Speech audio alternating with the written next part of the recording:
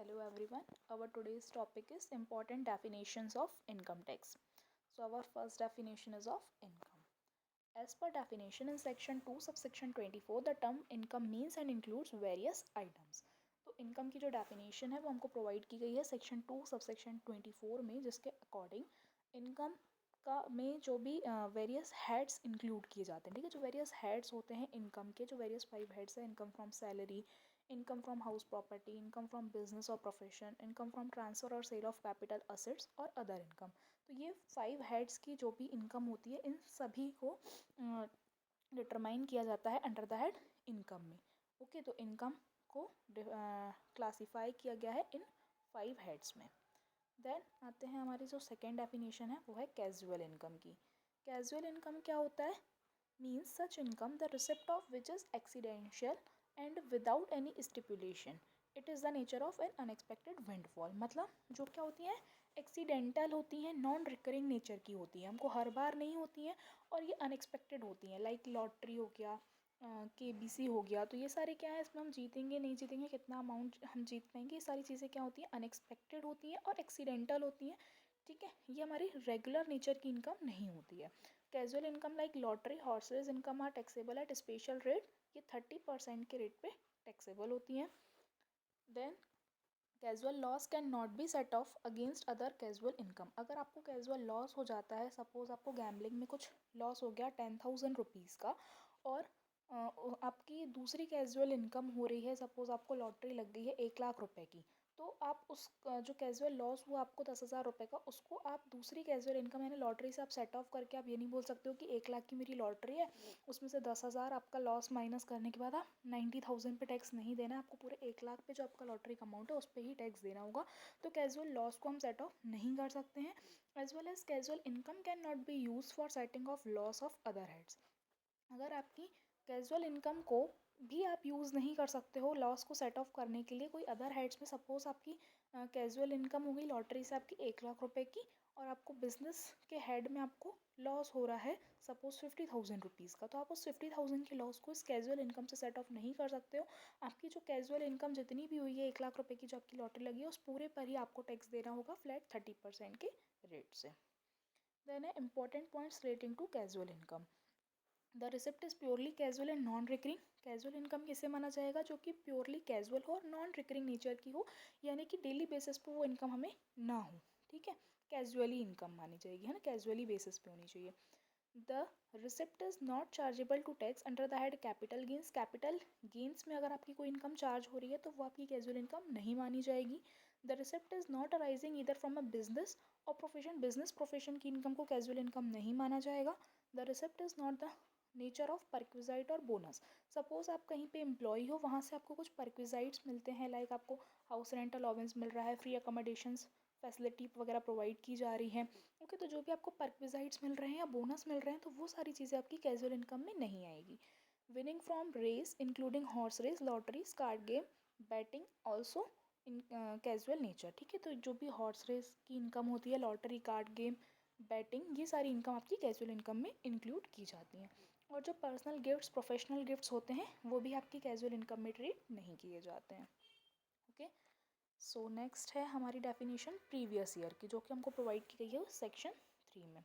The year in which income is earned is known as previous year. जिस year में income earn की जाती है उस ईयर को बोला जाता है previous year. All assessees are required to follow up a uniform previous year, ठीक है। यूनिफॉर्म प्रीवियस ईयर को फॉलो करना होता है एवरी एसएससी को।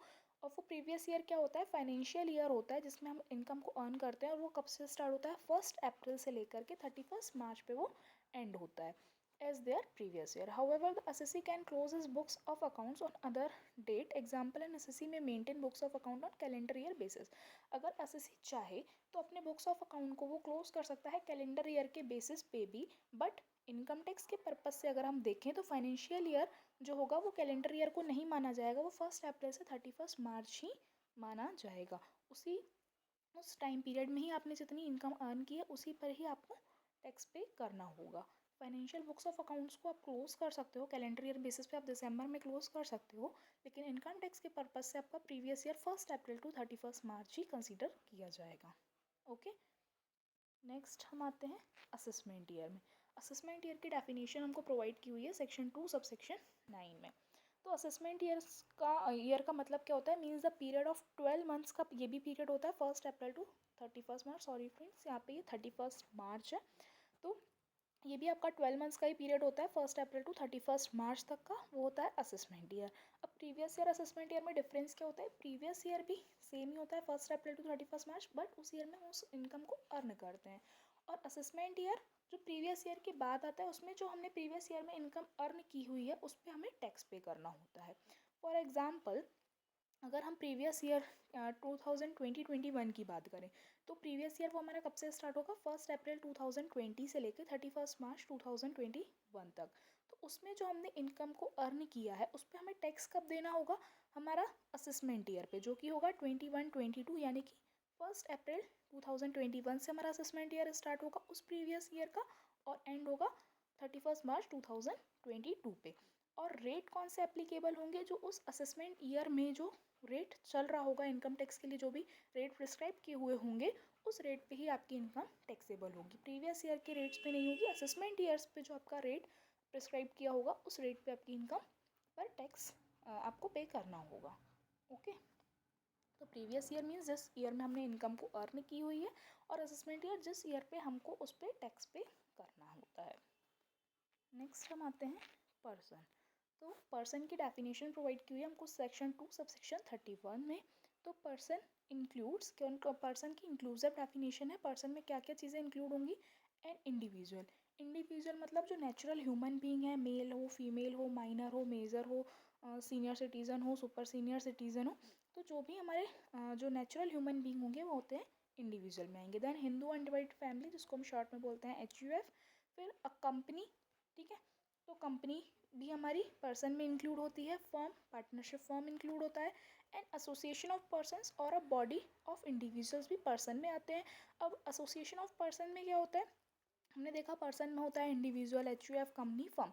तो ये इनका जब एसोसिएशन होता है, ठीक है, इन पर्सन्स का, सपोज एक इंडिविजुअल हो गया, एक कंपनी हो गई, तो इनका जब एसोसिएशन होगा तो वो होगा एसोसिएशन ऑफ पर्सन्स। और बॉडी ऑफ इंडिविजुअल्स में क्या होता है, सिर्फ इंडिविजुअल्स जो हमने देखा जो नेचुरल ह्यूमन बीइंग होते हैं उन्हीं का एसोसिएशन होता है, तो उसको हम बोलते हैं बॉडी ऑफ इंडिविजुअल्स।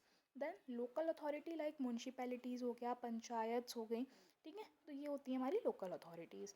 और आर्टिफिशियल जुडिशियल पर्सन क्या होते हैं हमारे, लाइक आपकी यूनिवर्सिटी हो गई, लाइफ इंश्योरेंस कॉरपोरेशंस हो गए, ये होते हैं आर्टिफिशियल जुडिशियल पर्सन। तो ये भी आपकी पर्सन के डेफिनेशन में आपके पर्सन में ही इंक्लूड किए जाते हैं। ओके, नेक्स्ट है हमारा असेसी कौन होता है, एज पर सेक्शन 2 सबसेक्शन 7। अगर हम कॉमन वे में बात करें, असेसी कौन होता है, every tax payer is an assessee. जो भी टैक्स पेयर होगा उस वो क्या कहलाएगा, असेसी कहलाएगा।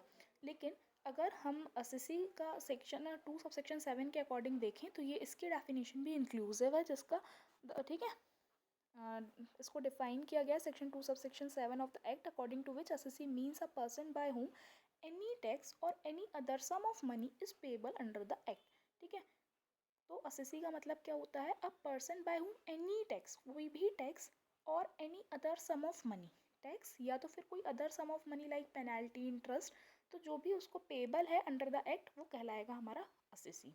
ओके, एंड इंक्लूड्स, क्या क्या इंक्लूड होगा इसमें, every person who is liable to pay any tax, कोई भी पर्सन जो लायबल है कोई भी टैक्स को पे करने के लिए, और who is liable to pay any other sum of money, अगर टैक्स नहीं भी पे करना है तो उसके अलावा अगर कोई अदर सम ऑफ मनी पे करने के लिए वो लायबल है, लाइक इंटरेस्ट हो गया, पेनल्टी हो गया, तो वो भी हमारा क्या कहलाएगा, असेसी कहलाएगा।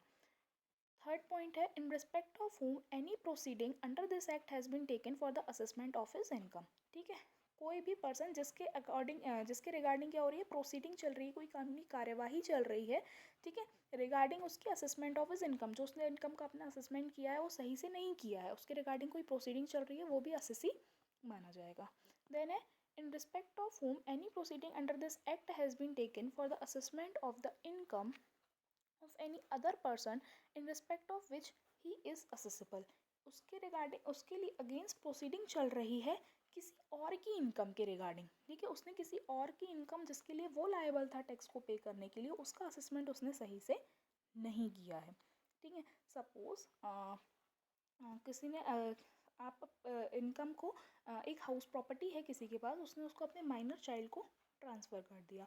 अब माइनर चाइल्ड तो टैक्स पे करेगा नहीं, तो उसकी जो वहाँ से रेंट आ रहा है, जो उस हाउस प्रॉपर्टी से जो इनकम अर्न हो रही है माइनर चाइल्ड को, वो इंक्लूड की जाएगी in the income of parent की इनकम में इंक्लूड की जाएगी।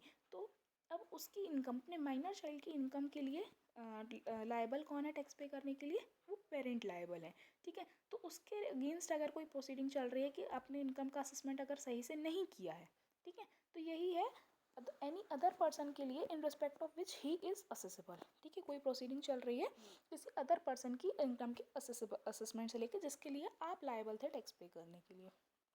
नेक्स्ट है फिफ्थ पॉइंट है, in respect of whom any proceeding under this act has been taken for the assessment of the of for the loss sustained by him or by such other person। अगर loss के regarding आपकी कोई proceeding चल रही है, आपने loss को ज़्यादा दिखा रहे हो या जो भी, तो लॉस के रिगार्डिंग अगर कोई प्रोसीडिंग चल रही है तो वो भी आपका असेसी में इंक्लूड किया जाएगा। और इन respect of whom any proceeding under this act has been taken for the amount of refund due to him और टू सच अदर पर्सन, अगर रिफंड के अगेंस्ट, रिफंड के रिगार्डिंग आप पे कोई प्रोसीडिंग चल रही है तो भी आप असेसी कहलाओगे।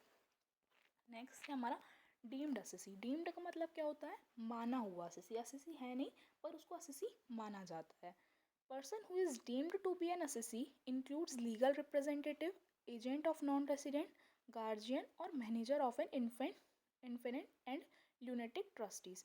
देखो, अगर सपोज किसी पर्सन को टैक्स पे करना था बट उसकी डेथ हो जाती है, तो उसके अगेंस्ट कौन टैक्स पे करेगा? उसका टैक्स कौन पे करेगा? एक लीगल रिप्रेजेंटेटिव को अपॉइंट किया जाता है, ठीक है।